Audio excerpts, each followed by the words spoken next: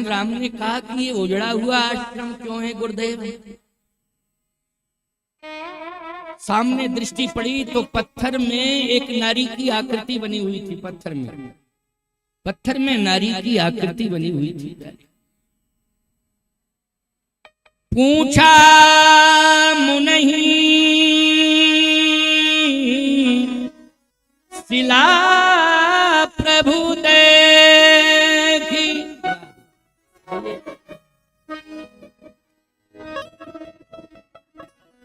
ये हमारे कनक बिहारी दास जी महाराज के प्रिय पात्र हैं, प्यारे हृदय से लगाते थे इनको।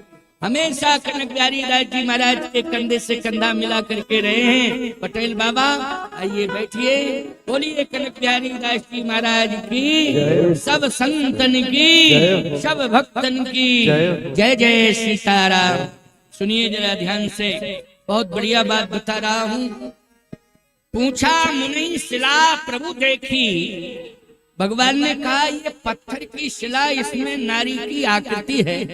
तो ये जैसे पत्थर की शिला में कोई आकृति बनी होती है, मान लो नारी की बनी है, तो तुम्हारी यही मान्यता है कि कोई देवी है। क्यों, क्या मान्यता है? कोई देवी है। अगर पत्थर के आकार में अगर बानराकृति है तो पत्थर में बानराकृति है तो आप कहते हो हनुमान जी की मूर्ति है। क्यों भाई? बानराणाम धीशम रघुपति प्रिय भक्तम बात जातम नमामि।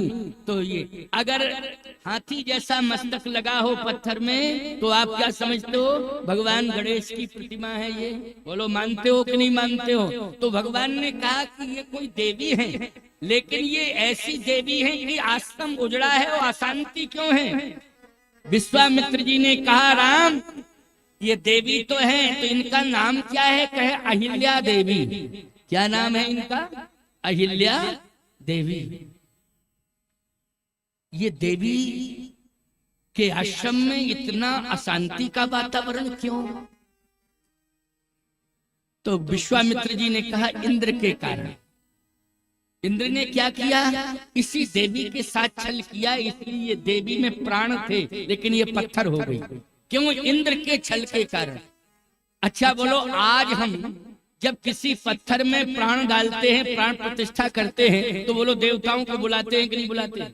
किसको बुलाते हैं? जब किसी पत्थर में प्राण डालते हैं, प्राण प्रतिष्ठा जिसको कहते हैं, तो बोलो उसके प्राण प्रतिष्ठा महोत्सव में किसको बुलाते हैं? जल्दी बोलो। देवी देवताओं को बुलाते हैं। इन्हीं देवताओं का पूजन होता है।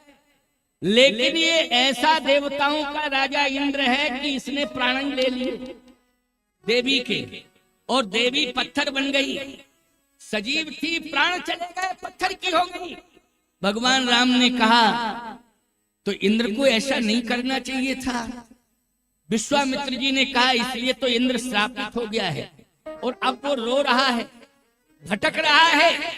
अश्विनी कुमार भी उपचार नहीं कर पा रहा है, रोम रोम से दूषित रक्त निकल रहा है। हे राम, दोनों के ऊपर कृपा कर दो। अहिल्या के ऊपर भी कृपा कर दो और इंद्र के ऊपर भी कृपा कर दो, क्योंकि गलती उसने बहुत बड़ी की है। लेकिन अब वो रो रहा है, पछता रहा है, प्रायश्चित कर रहा है। तो हे राम, पहले तो अहिल्या को क्षमा करो। भगवान राम ने कहा कि अहिल्या जी को मैं क्या क्षमा करूंगा? आप आश्रम में ले आए तो मैं चला आया, अब मेरे पास है क्या? विश्वामित्र जी ने कहा निष्प्राण में प्राण डालने की ताकत है तुम्हारे अंदर। बोलो है कि नहीं?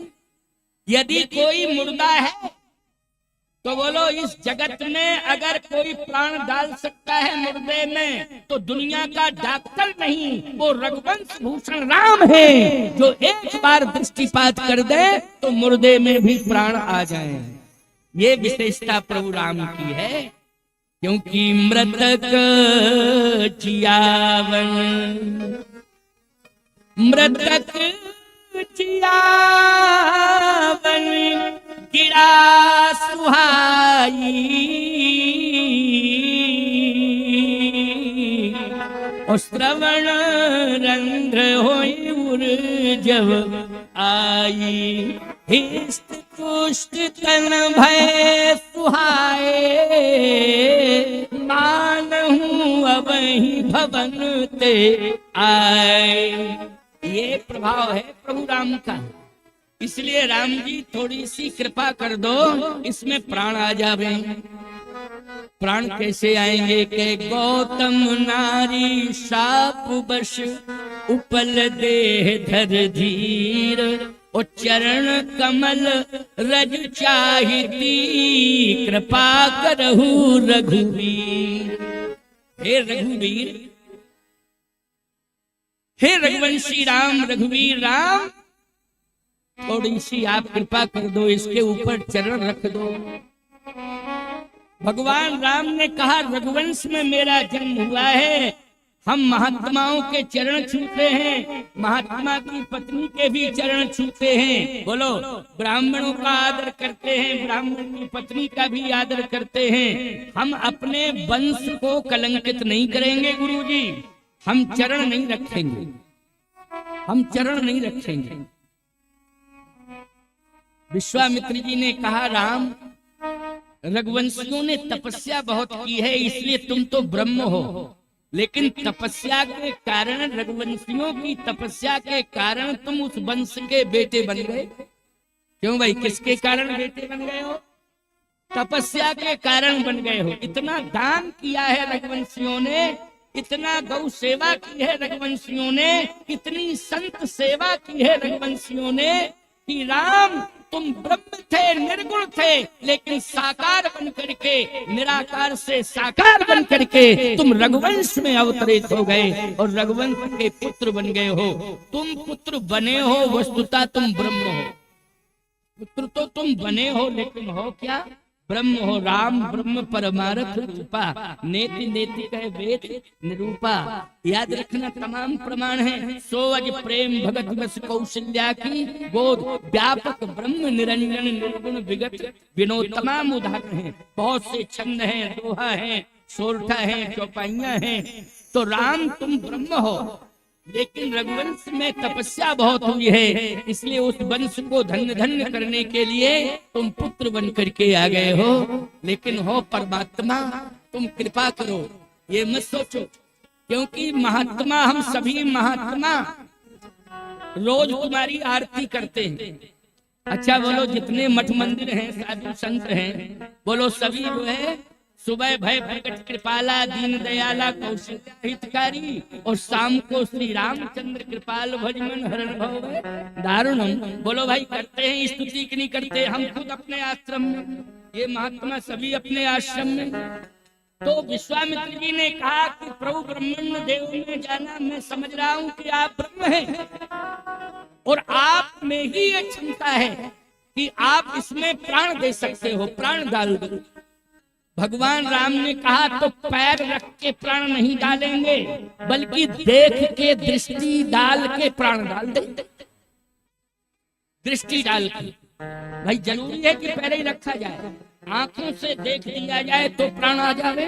भगवान के नेत्रों में बड़ी ताकत है, जिस पर दृष्टि डाली है उसका कल्याण हो गया है। भगवान की वाणी में ताकत है, मृतक जियावन गिरा सुवाई।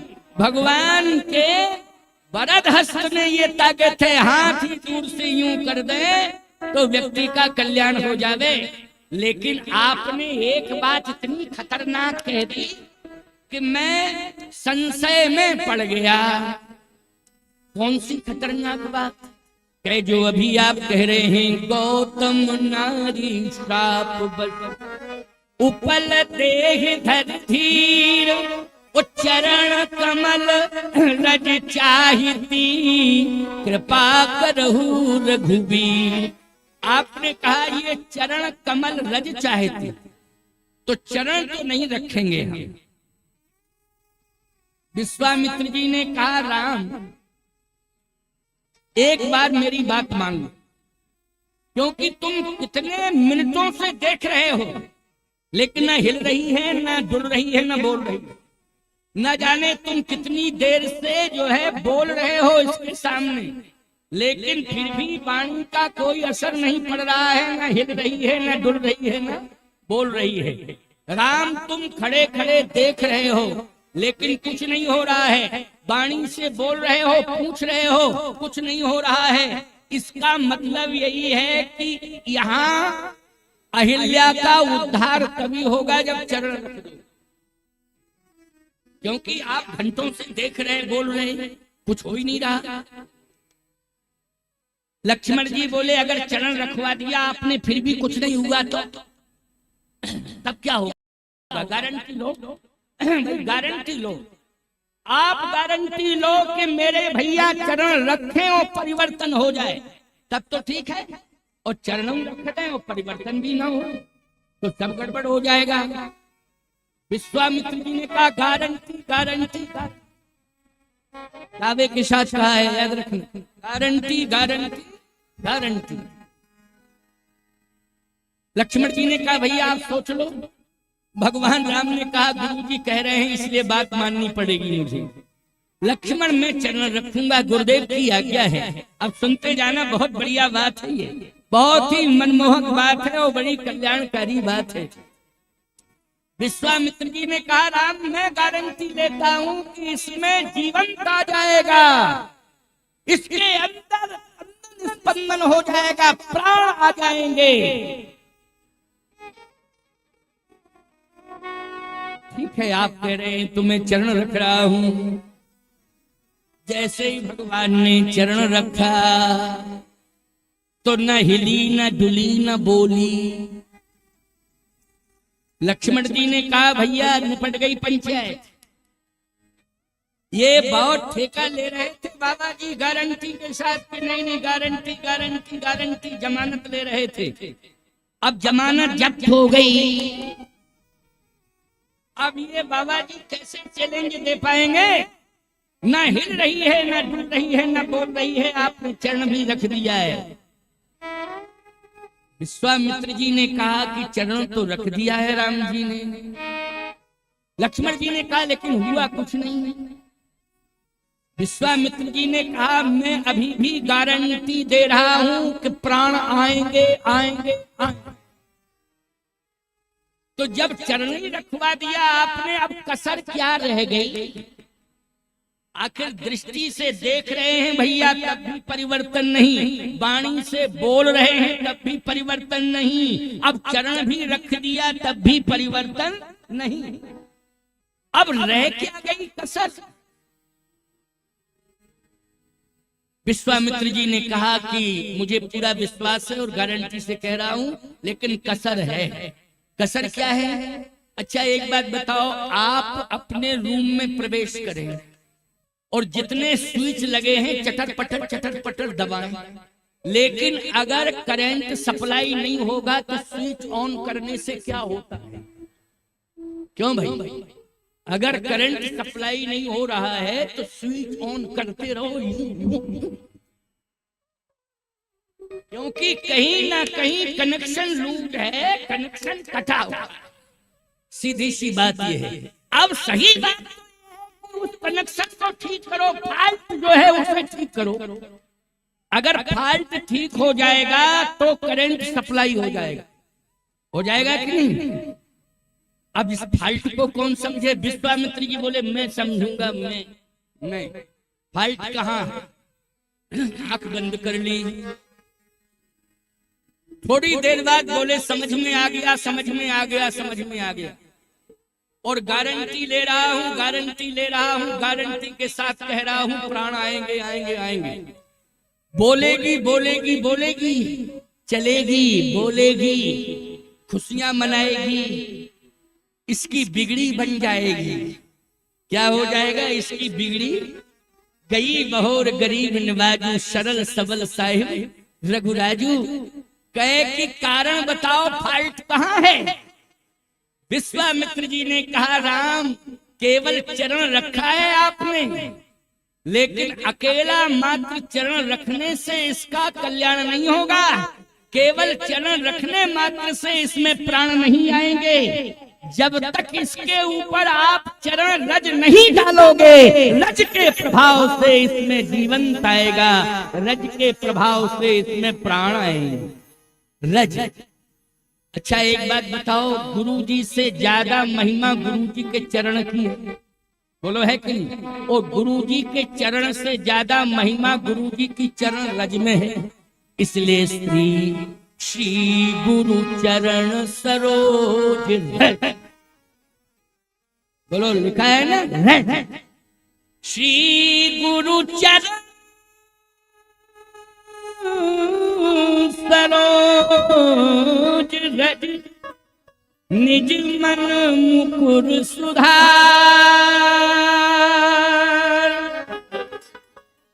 बोलो, गुरु जी से ज्यादा महिमा है गुरु जी के चरण रज की।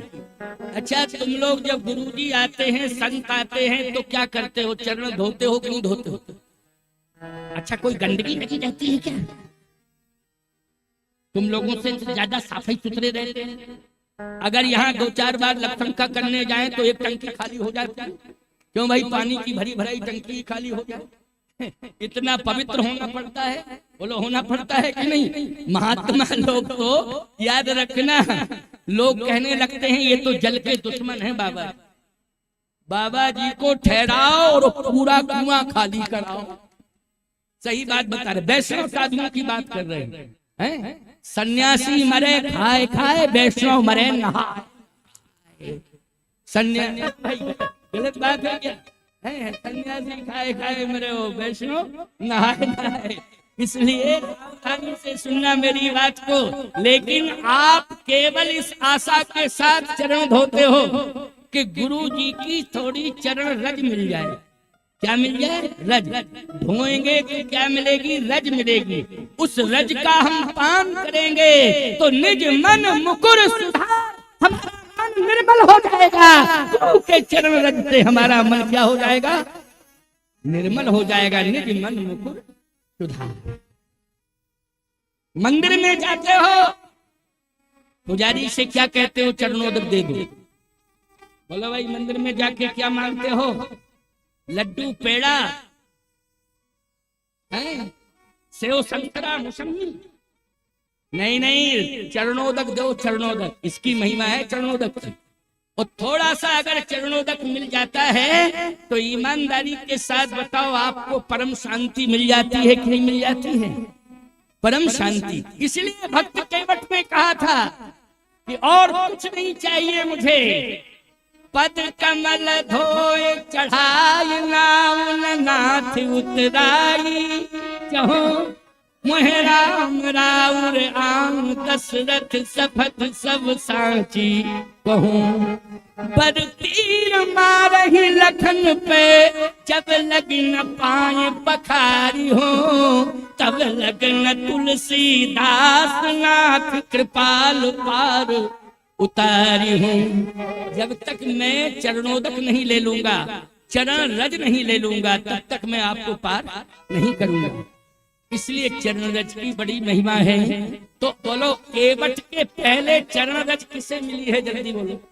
केवट को तो बाद में मिली है, लेकिन केवट के पहले चरण रज अहिल्या को मिल रही है। और अहिल्या को चरण रज मिले, इसके लिए प्रयास किसका जारी है? बोलो, महात्मा विश्वामित्र का प्रयास जारी है। इसलिए गौतम नारी श्राप बश, अरे उपलते ही धर धीर, चरण कमल रज चाहती, कृपा करहु रघुवीर। रज से क्या होगा? विश्वामित्र जी ने कहा जो फाल्ट है वो समझ में आ गया, वो ठीक हो जाएगा। इसलिए पावर सप्लाई नहीं हो रहा है। फाल्ट क्या है? कि सरकार, इस अहिल्या का पतन रज से हुआ। तो भगवान राम ने कहा रज से पतन हुआ तो उद्धार, बोले उद्धार भी रज से ही होगा। रज से उद्धार। लक्ष्मण जी ने कहा जो पतन का कारण बन सकती है रज, वो रज उद्धार का कारण कैसे बनेगी? सोचो जरा। जैसे मान लीजिए जिस खंभे में करंट था, उसको थोड़ा सा टच किया तो झटका लगा और बेहोशी आ गई। अब डॉक्टर बुलाओ, डॉक्टर बुलाओ, डॉक्टर बुलाओ, डॉक्टर बुलाओ, डॉक्टर बुलाओ। अब डॉक्टर आ गए, बेहोशी दूर नहीं हो रही है क्योंकि झटका बड़ा भारी लग गया। अब डॉक्टर आ गए लेकिन बेहोशी दूर नहीं हो रही। तब तक जो है कोई व्यक्ति आकर ये कहे कि क्या हुआ क्या हुआ, बोले इस खंबे में करंट था, इसी से ये बेहोशी हुई। अब वो कहे कि डॉक्टरों को हटाओ, पकड़ के उसी खंबे से लगाओ, तो एक झटका में तो बेहोशी आई और दूसरे में यदि प्राण ही चले जाएंगे कि नहीं चले जाएंगे, बोलो।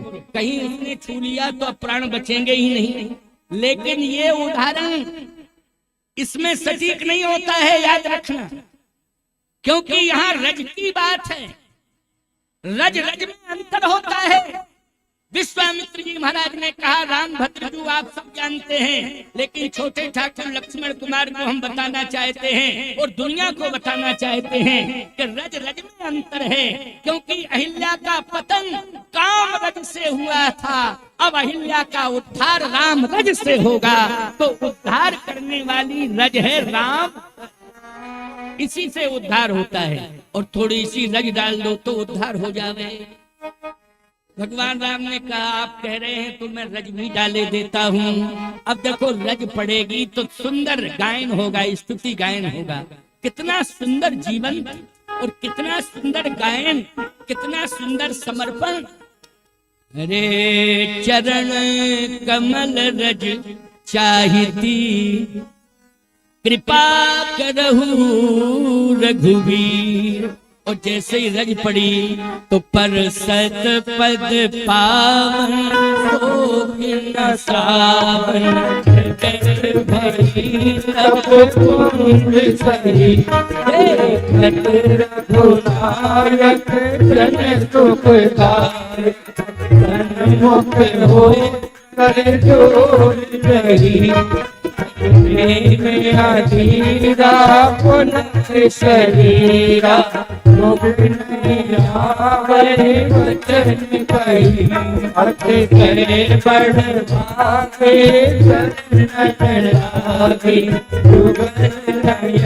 चल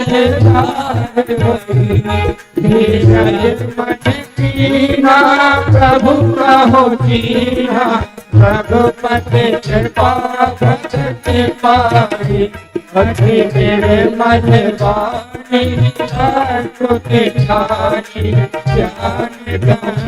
जय रघुराई मैं नारी पावन प्रभु जग पावन रावण पूजन दुखदाई गाधीव विरोधन बहुमन बोधन पाहि पाहि सर मुझे भल दीना परम अनुग्रह में माना भर लोचन हरि भगलोचन लाभ शंकर फिर भी प्रभु मोरी मैं मत मोरी कर कमल परागा दुख करे जय पद सुर करता परम पुनीता प्रकट भई शिव शीस धरी पद कट से पूजन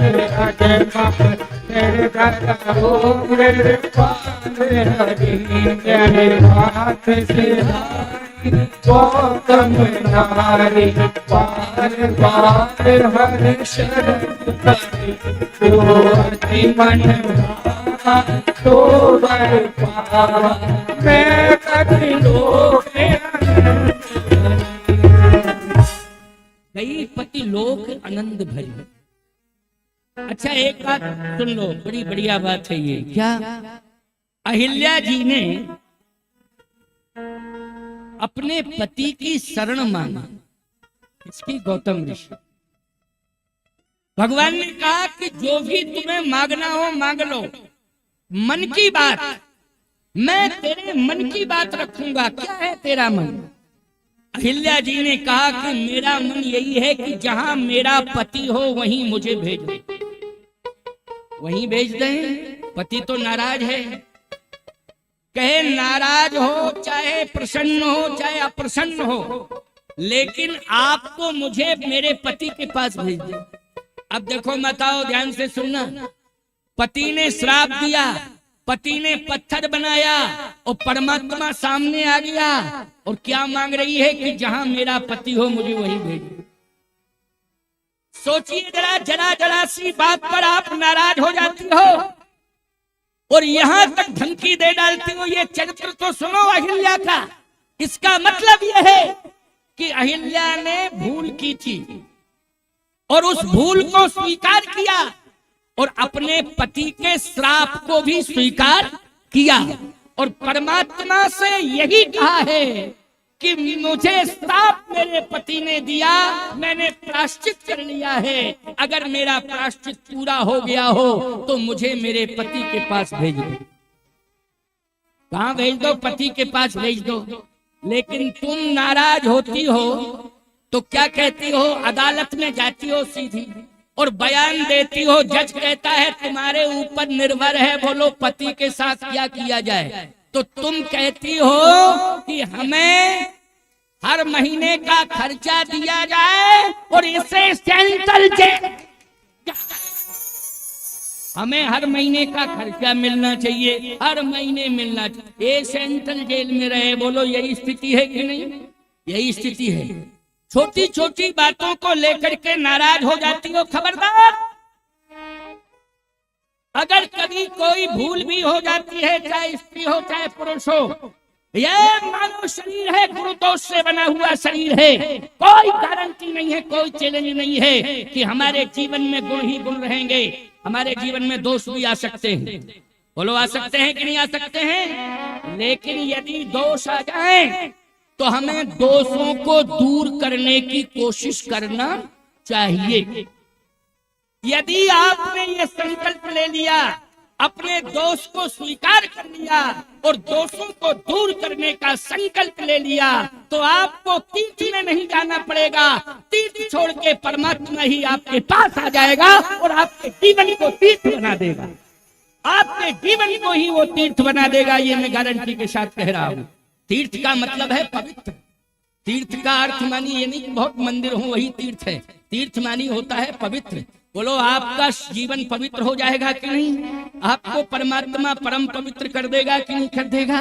इसलिए कभी भी गलती पर नाराज नहीं होना चाहिए, बल्कि गलती को स्वीकार करना चाहिए। अगर पति गलती करे और पत्नी अगर कह रही है तो स्वीकार कर लो और गलती को स्वीकार करके फिर पुनरावृत्ति न करो, उस गलती को दोहराओ नहीं। और यदि पत्नी गलती करती है, पति अगर डांटता है तो स्वीकार कर लेना चाहिए और कभी गलती को दोहराना नहीं चाहिए। ये अहिल्या जी का प्रसंग आपको प्रेरणा दे रहा है। भगवान ने कहा, पति ने तो श्राप दे दिया था, अहिल्या जी ने कहा कि मेरे पति ने मुझे श्राप दिया, लेकिन वो श्राप नहीं, प्रभु मेरे लिए वरदान बन गया। क्या बन गया?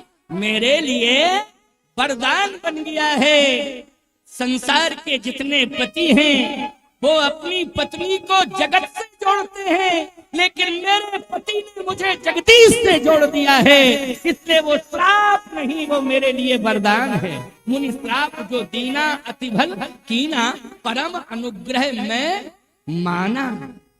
परम अनुग्रह में माना, उसकी कृपा का अनुभव में कर रही हुई। अब एक भाव और जुड़ा है इसमें, बहुत ही सुंदर है, क्योंकि राम